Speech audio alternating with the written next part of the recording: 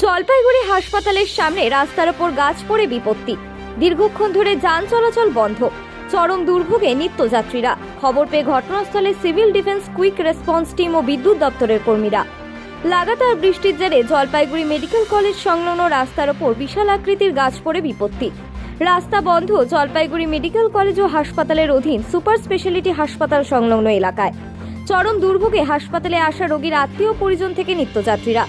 ভেঙে তছনছ electric pole, লোহার রেলিং। সিভিল ডিফেন্স পৌঁছালেও বিদ্যুৎ দপ্তরের লোক না পৌঁছালে দেরি হয় রাস্তা পরিষ্কারের কাজ। এদিকে ঘটনার খবর পেয়ে ঘটনাস্থলে ছুটে যায় কোতোয়ালি থানার পুলিশ।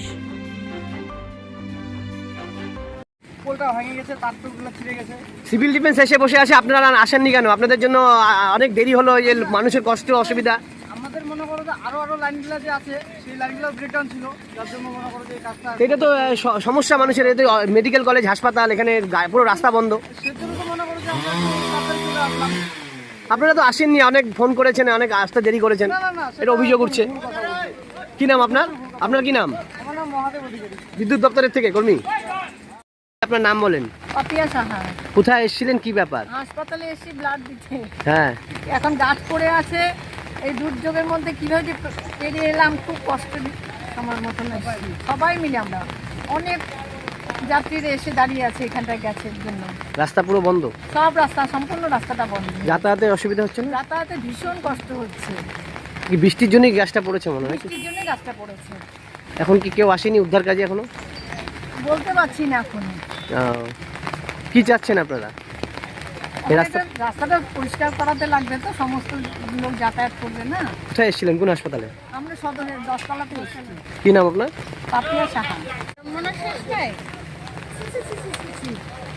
কিভাবে আসলে হচ্ছে দিতে? দেখা যাবে,